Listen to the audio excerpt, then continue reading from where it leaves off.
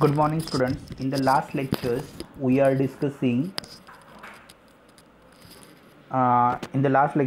discussing what kind of reforms and features of new economic policy. Right now we are watching that is LPG policy.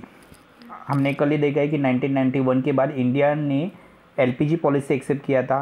तो मैं पहले introductions दे दूँ आपको। 1991 से पहले हम बहुत सारे इकोनॉमिक क्राइसिस फेस कर रहे थे।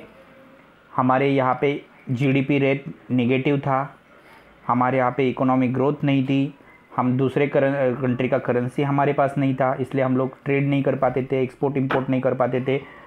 तो जो हमने ये प्रॉब्लम्स देखे और इकोनॉमिक रिफॉर्म्स भी नहीं हो रहे थे। बहुत सारे कंट्रीज़ हमारे यहाँ पे इन्वेस्टमेंट करना चाहते थे, लेकिन हमने हमारी इकोनॉमी ओपन नहीं की थी दूसरे कंट्रीज़ के लिए, राइट।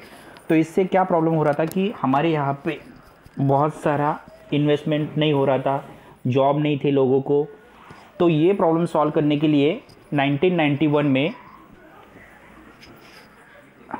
3 लोग जो थे हमारे यहाँ पे, एक है मनमोहन सिंह प्राइम मिनिस्टर्स उस टाइम के, दूसरे थे पीवी चिदम्बरम एंड थर्ड थे प्रणब मुखर्जी जो हमारे लास्ट प्रेसिडेंट थे। ये 3 जो पर्सन है, Manmohan Singh, PV Chidambaram economic ministers and last time के जो प्राइम मिनिस्टर्स थे, प्रेसिडेंट थे जिनका नाम था प्रणब मुखर्जी, इन तीनों ने एलपीजी पॉलिसी एक्सेप्ट की। एलपीजी इसका मतलब है एफडीआई पॉलिसी। एफडीआई का मतलब है हमने हमारी इकोनॉमी दुनिया के कंट्री के लिए फ्री कर दी। ओके, उनमें से liberalisation policy, privatisation and globalisation, ये क्या है इसका मीनिंग हम लोग समझ लेते हैं। तो पहला है लिबरलाइजेशन। लिबरलाइजेशन का मतलब है economic free free economic decisions. Okay, मतलब यहाँ पे प्रोड्यूसर्स यानी कंपनी के मालिक, कंज्यूमर्स एंड ओनर, इन तीनों को फ्रीली डिसीजन लेने का राइट्स दिया गया कि सेल्फ इंटरेस्ट, मतलब कोई भी यहाँ पे आके बिजनेस ओपन कर सकता है, चीज़ों का प्रोडक्शन कर सकता है यहाँ का रॉ मटेरियल इस्तेमाल करके, और वही चीज़ें कस्टमर को बेच सकता है, कंज्यूमर्स को बेच सकता है। और कंज्यूमर्स को कौन सी चीज़ें परचेज करनी है कंज्यूमर्स खुद डिसाइड कर सकता है। तो ये जो खुद के डिसीजंस कंज्यूमर्स लेगा, प्रोड्यूसर्स लेगा या ओनर लेगा, इन्हीं को कहा जाएगा लिबरलाइजेशंस। ओके, अभी ये किसने बताया था? तो लिबरलाइजेशन का तरीका एडम स्मिथ के वेल्थ ऑफ नेशन इस बुक्स में ऑलरेडी लिख के रखा था कि अगर आपको इकोनॉमिक ग्रोथ करना है तो आप लोग क्या करो, इकोनॉमिक ग्रोथ करना है तो कंट्री में जो बैरियर्स है, ओके, कंट्री में जो आने वाले बैरियर्स है, प्रॉब्लम्स है, उनको निकाल दो, रिमूव कर दो। ओके, मीन्स कंट्री को लिबरलाइज कर दो, आज़ाद कर दो, बाहर के इन्वेस्टर्स को आने दो, बाहर के इंडस्ट्रीज़ को आने दो। यहाँ पे इंडस्ट्रीज़ को आप लोग क्या करो, रॉ मटेरियल अवेलेबल करके दे दो।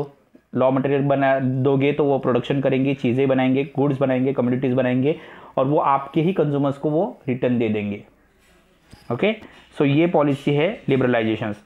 तो अभी कंट्री ने उसके हिसाब से क्या क्या पॉलिसी एक्सेप्ट की, क्या क्या किया लिबरलाइजेशन में। पहला है flexibility in interest rate.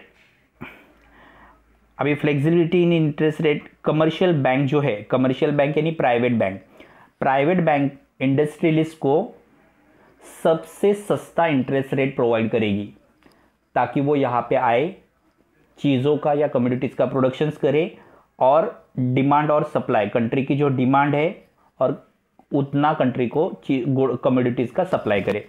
Okay, means for private bank they are saying to the private bank or commercial bank to give a very small amount of interest rate loan to the industrialist। बहुत सारे businessman को कम से कम interest rate वाला loan provide करो, loan भर भर के दो लेकिन इंटरेस्ट रेट कम लो, ताकि वो यहाँ पे आए, हमारे मार्केट में आए, चीज़ों का प्रोडक्शंस करे, और लोगों की, कंट्री की जो डिमांड है चीज़ों की, कमोडिटीज़ की, वो कंप्लीट करे, यानी डिमांड और सप्लाई को कंप्लीट करे। ओके, समझ में आया? कमर्शियल बैंक कम से कम इंटरेस्ट रेट देगी। नेक्स्ट है freedom for expansion industry. Expansion यानी बढ़ाना, इंडस्ट्री बढ़ाने के लिए क्या करना, फ्रीडम दे देना। ओके, जैसे जैसे इंडस्ट्री का प्रोडक्शंस बढ़ेगा जैसे जैसे इंडस्ट्री की प्रोडक्शन कैपेसिटी बढ़ेगी, ऑटोमेटिकली इंडस्ट्री में लगने वाला पैसा या कॉस्ट ऑफ प्रोडक्शन, चीज़ें बनाने के लिए लगने वाली प्रोडक्शंस क्या होगी, कम होगी। ओके, तो गवर्नमेंट ऑफ इंडिया ने क्या किया, गवर्नमेंट ऑफ इंडिया ने पहले जो लिमिटेड प्रोडक्शन होता था वो लिमिटेड प्रोडक्शंस की या मैक्सिमम प्रोडक्शंस की कैपेसिटी को क्या कर दिया, बढ़ा दिया। जितना चाहिए उतना चीज़ों का प्रोडक्शन करो। यहाँ पे कोई भी आपको कितना बिजनेस करना है, आपको कितने मार्केट कैप्चर करने हैं, आपको कहाँ कहाँ तक बिजनेस करना है, इस पर कोई भी रोक नहीं लगाया जाएगा। मतलब समझो अगर टाटा इंडस्ट्री है तो टाटा इंडस्ट्री को अपना बिजनेस एक्सपेंशन पूरे इंडिया में कर सकता है, इंडिया के बाहर भी कर सकता है, उसको कोई भी रोक नहीं लगेगा। वो जितना चाहिए उतना प्रोडक्शन निकाल सकता है। प्रोडक्शन की कैपेसिटी यहाँ पे इंक्रीज की गई। Okay, means the Tata industry going on beyond the boundary of country, sometimes it's going beyond the boundary of one state to another state. They are freely open the market, they are capturing the market, they are taken more and more productions. It is not any kind of obligations to their productions. Okay, so government of India is helping to reducing the cost of productions.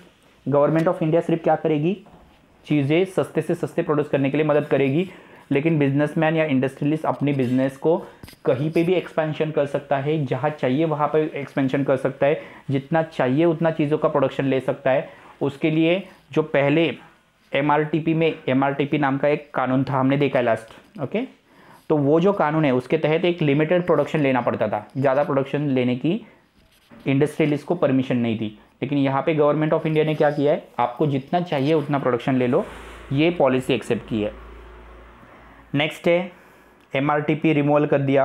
Okay, तो MRTP जो कानून था 1969 का, उसमें क्या किया था कि किसी को भी कंपनी ओपन करनी है तो उसके पास 100 करोड़ रुपीस होने चाहिए। ओके, मतलब कंपनी का टोटल एसेट या अमाउंट होनी, कंपनी के पास कैपिटल कितना होना चाहिए, तो 100 करोड़ रुपए का कैपिटल होना चाहिए। ओके, तो जिसकी वजह से बहुत सारी जो फर्म्स है, बाहर के फर्म्स है, वो यहाँ पे आना पॉसिबल नहीं था, क्योंकि 100 करोड़ का इन्वेस्टमेंट कोई भी नहीं कर पाता था। राइट, तो अभी क्या किया है, एमआरटीपी का निकाल दिया है, एमआरटीपी का नाम का कानून निकाल दिया है।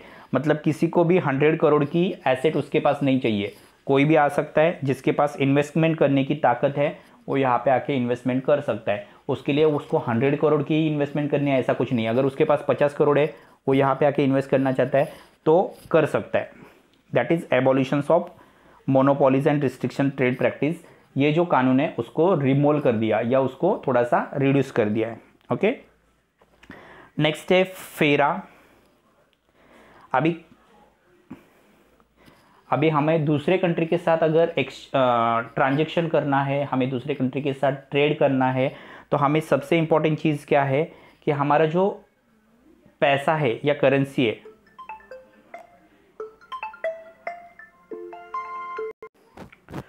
हाँ, सो हमें अगर फॉरेन कंट्री के साथ एक्सचेंज करना है तो हमारे पास फॉरेन कंट्री का पैसा रिजर्व होना चाहिए। जैसे हमारे पास डॉलर्स होने चाहिए, यूरोज होने चाहिए, पाउंड होने चाहिए, दिनार होना चाहिए, या बाकी स्टर्लिंग है, ये जो सारे कॉइन्स है या करेंसी है वो हमारे पास होनी चाहिए। ओके, और उसी के साथ थोड़ा सा फ्लेक्सिबल रेट होना चाहिए। मतलब अगर उनके करेंसी की वैल्यू 60 रुपये है, हमारी करेंसी की वैल्यू के हिसाब से हमारे 1 रुपये, उनका 60 रुपया है, तो उसके हिसाब से थोड़ा सा वो कम ज़्यादा भी होना चाहिए ट्रेडिंग करते वक्त। मतलब 60 रुपये की जगह ट्रेडिंग करते वक्त या एक्सपोर्ट इंपोर्ट करते वक्त वो 60 रुपये की जगह 50 रुपीज़ भी होना चाहिए, तो ही हमारी कंट्री को वो अफोर्डेबल होगा। इसलिए एक कानून बनाया गया था जिसका नाम है फेरा, फॉरेन एक्सचेंज रेगुलेशन एक्ट। मतलब फॉरेन की करेंसी को जब हम लोग चीज़ें एक्सपोर्ट इंपोर्ट करेंगे तो फॉरेन करेंसी का रेट क्या रहेगा ये दिखाने वाला जो कानून है दैट इज़ फेरा।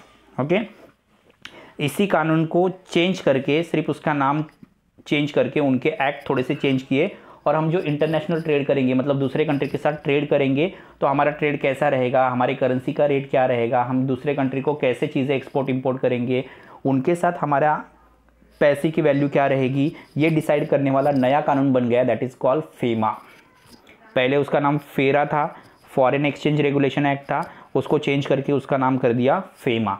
ओके ये क्या है कि हम फॉरेन कंट्रीज के साथ इंटरनेशनल ट्रेड जब करेंगे या चीज़ें एक्सपोर्ट इंपोर्ट करेंगे तो हमारा रेट क्या होना चाहिए, हमारे करेंसी का रेट क्या होना चाहिए, हम कितने करेंसी कितने रेट में चीज़ें एक्सपोर्ट इंपोर्ट करेंगे, ये सब डिसाइड करने वाला एक्ट या कानून दैट इज़ फेरा, उसको चेंज करके फेमा कर दिया। Okay foreign exchange management act. Next है इन्वेस्ट इन इंफ्रास्ट्रक्चर्स।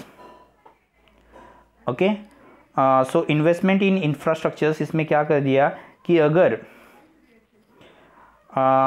इसमें डोमेस्टिक जो चीज़ें उनमें फॉरेन इन्वेस्टर्स भी इन्वेस्टमेंट कर सकते हैं, ऐसा कानून बना दिया गया।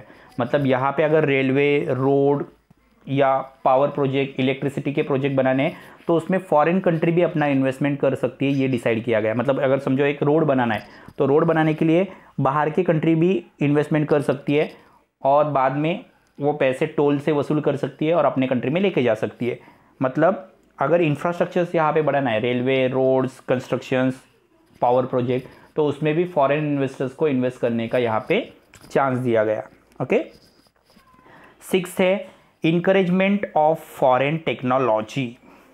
Okay encouragement of foreign technology, तो लिबरलाइजेशंस के तहत क्या किया कि बहुत सारे इंडस्ट्री में हमें क्या चाहिए, फॉरेन टेक्नोलॉजी या मॉडर्न टेक्नोलॉजी चाहिए, जिससे चीज़ें बनने की कॉस्ट कम हो जाए और इंडस्ट्री कॉम्पिटिटिव भी हो जाए।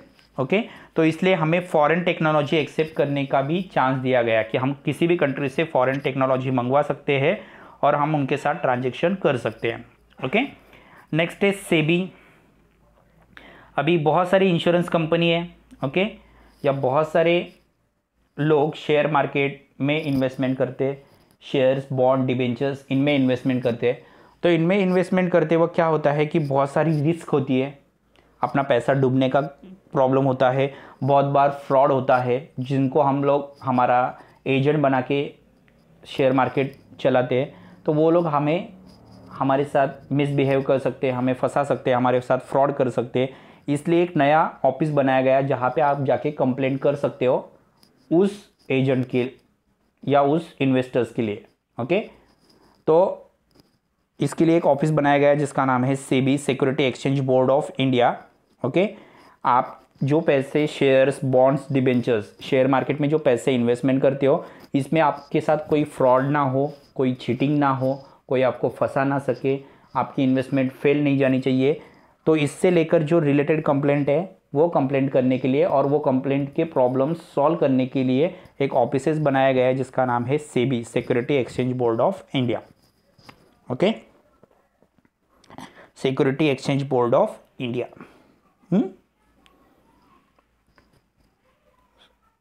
सो यहाँ पे लिबरलाइजेशंस पॉलिसी ख़त्म हो गई है। आपको कुछ डाउट है तो आप कभी भी पूछ सकते हो। Thank you students.